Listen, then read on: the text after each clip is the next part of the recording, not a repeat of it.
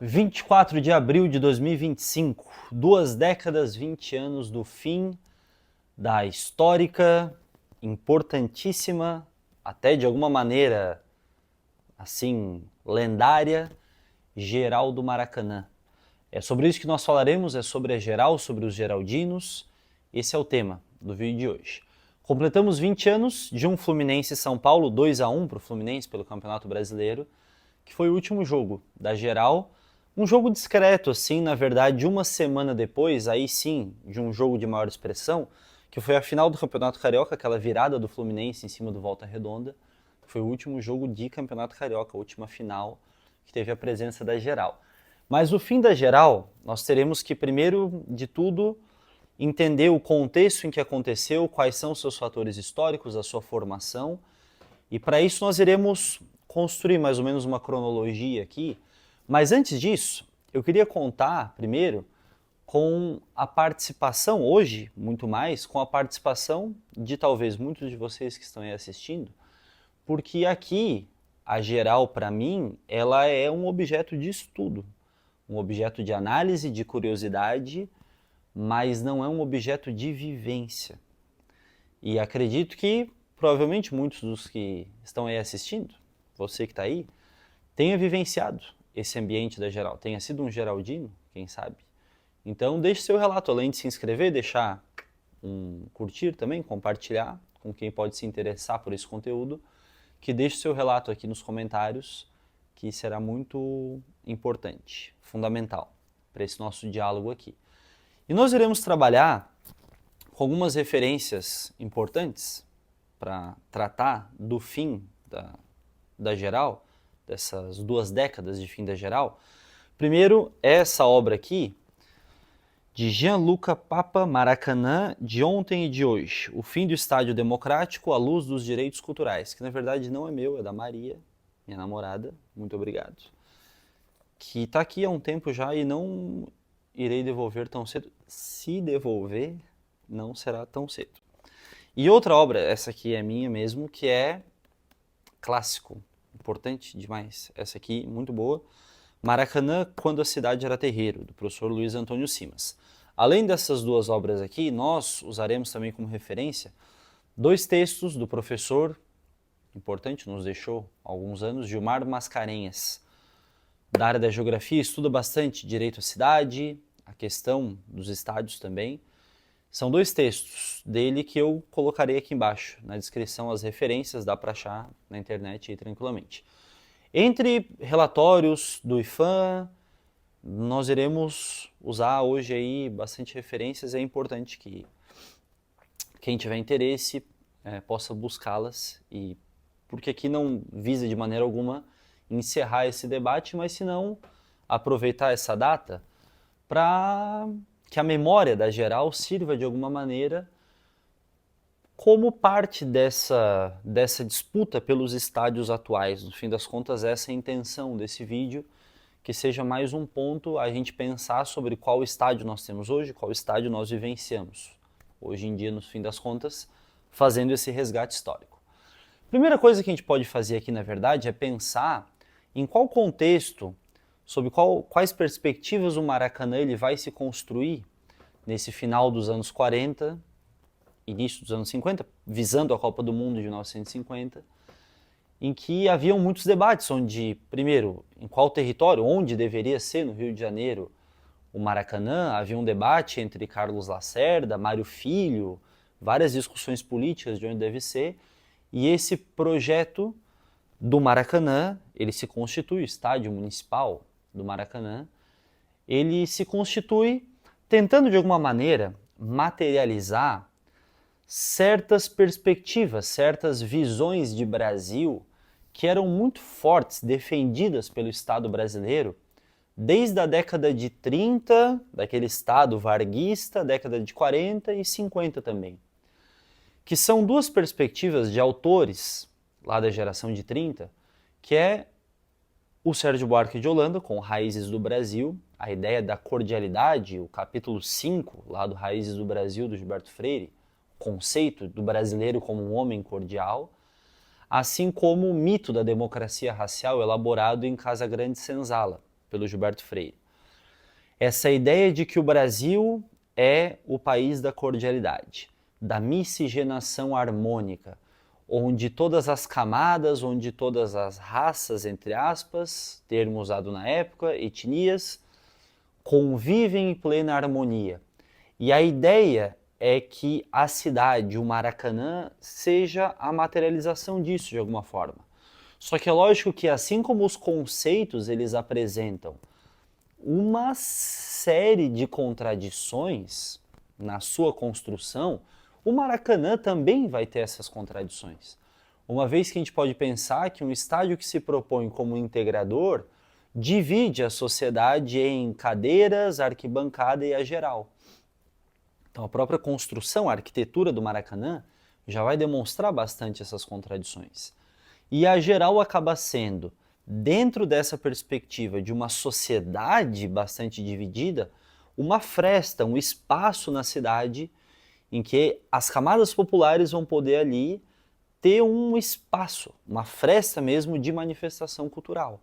Essa construção da cultura do torcer, ela vai se propor através da festa, através da inventividade, através da criatividade daquele torcedor, que fica num ambiente em que é possível transitar, em que é possível andar, que não há cadeiras, e que é permeado também por muitas tensões, muitas contradições. De maneira alguma aqui, a gente almeja fazer uma hagiografia, sim, um elogio acrítico, cego ao que foi a geral.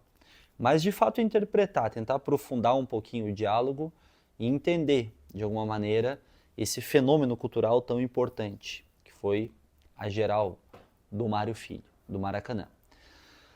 Passamos os anos 50, anos 60, 70, 80 e aí chegamos nos anos 90, já com um ambiente não só aqui no Brasil, mas global, principalmente na Inglaterra, com o relatório Taylor, que é algo que nós iremos debater aqui em outro vídeo, merece um aprofundamento importante também. No entanto, que vai começar a colocar em xeque esse projeto de estádio pensado para o torcer e vai elaborar um estádio pensado muito mais para o consumo, para o torcedor como um cliente, para o espetáculo a ser televisionado em outras dimensões. Isso de alguma maneira vai chegar no Brasil também.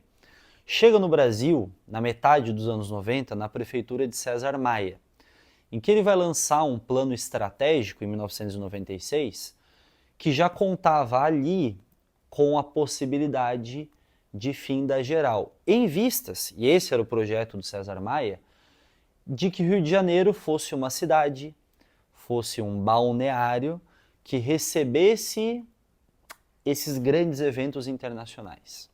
As Olimpíadas de 2004, por exemplo, era a intenção do César Maia. Colocar no Rio de Janeiro, acabou sendo em Atenas, no fim das contas, né? O Brasil vai receber, o Rio vai receber as Olimpíadas em 2016. Mas essa cidade olímpica, que vai receber o PAN, por exemplo, em 2007, que vai receber a Copa do Mundo em 2014, e esses grandes eventos vão transformar profundamente a cidade, vão transformar profundamente os ambientes esportivos, sobretudo aqui o Maracanã. Esse debate do final dos anos 90, primeiro faz com que a geral ela seja fechada. Em 95, a geral ela é fechada por uma série de determinações da FIFA que exigia que para jogos internacionais acontecessem, era necessário que todos os ambientes tivessem cadeiras, fosse possível sentar em todos os ambientes. Então, de 95 a 99, a geral fica fechada. Argumentos para o fechamento da geral, primeiro aparece a questão da violência. Essa retórica da violência nos estádios já aparece como um argumento, mas que no fim das contas, e aí recorremos lá ao professor Gilmar Mascarenhas, ele aponta que essa retórica da violência, na verdade, ela esconde o grande argumento, a grande justificativa, que é esse torcedor da geral, ele já não combinar mais com aquele estádio que é pensado para filmagem, que é pensado para transmissão televisionada, em pay-per-view, por exemplo, em que as placas de publicidades elas não podem competir espaço com esse geraldino, por exemplo. Então, o que vai acontecer é que a geral vai ser fechada em 95, ela é reaberta em 99, mas com uma capacidade muito menor. De 30 mil, 35 mil pessoas, até 40, que existem registros que ela já comportou, num jogo entre Brasil e Paraguai, por exemplo, a geral ela vai ser reduzida para 8 mil pessoas. Uma parte dela só vai continuar existindo, como geral, no fim das contas. Então a gente percebe que os anos 90 já foram bem complexos, já apresentavam os últimos suspiros, assim, da geral. No entanto, em contrapartida, o IPHAN, o Instituto do Patrimônio Histórico e Artístico Nacional, já desde os anos 80 vinha debatendo, e esse debate ele vai ganhar mais força ainda em 1997, em paralelo a esses argumentos do César Maia, do tombamento do Maracanã, por se tratar, lógico, de um patrimônio histórico, cultural da cidade do Rio de Janeiro, do Brasil e do mundo, do futebol como um todo, pela sua história, por tudo aquilo que nós já comentamos até agora.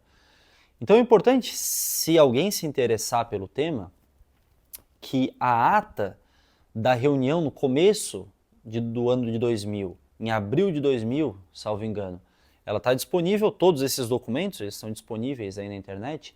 É interessante fazer a leitura para perceber como esse conselho do IPHAN, como os conselheiros e as conselheiras do IPHAN argumentam, contra-argumentam, debatem sobre a necessidade de tombamento do Maracanã. E ele será tombado de fato em setembro, oficialmente em setembro de 2000.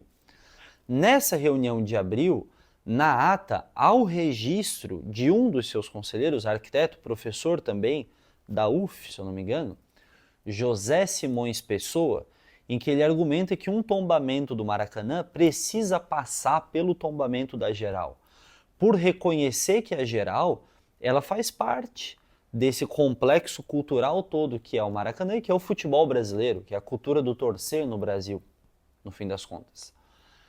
Mas, apesar do tombamento do Maracanã, em 2005, visando essas reformas para o PAN de 2007, colocar cadeiras na geral, por exemplo, o IPHAN autoriza essa transformação daquele ambiente e, como nós comentamos, em 24 de abril, a geral tem a sua última manifestação. São os primeiros passos, na verdade, de uma grande destruição do que era o Maracanã, que vai ser coroado assim em 2013 com praticamente a destruição mesmo do Maracanã, e se apresenta essa nova arena que nós temos hoje, como o professor Luiz Antônio Simas tanto aponta aqui. E no fim das contas, existe outra questão que o Simas trabalha aqui também, que dentro de todas essas reformas, na verdade, esse novo projeto de estádio, com todos os seus problemas, não que a geral não coubesse nele, mas o Geraldino não cabe nele. No fim das contas, é isso que o professor Luiz Antônio Simas traz de maneira muito sagaz, assim. Por quê? Porque todas essas reformas, de certa maneira, essa desterritorialização do torcedor e do torcer, faz com que os frequentadores, e no fim das contas esse o grande objetivo dessas transformações nos estádios, aqui a gente está falando do Maracanã, mas no Brasil todo, nesse contexto da Copa de 2014, se transformem bastante e a ação do torcedor, a maneira de torcer, a maneira de se comportar, se transforma bastante também. Então a gente consegue perceber como o fim da geral ela é simbólica de um estádio muito diferente que nós encontramos hoje. E que, como comentamos no começo do vídeo, que essa data ela sirva como memória e referência para essa disputa por qual estádio, por qual torcer e por quais pessoas tenham acesso ao estádio também, que se manifesta como um dos grandes problemas da contemporaneidade do nosso futebol. Espero que tenha ajudado de alguma maneira, conto com a participação de vocês e até a próxima.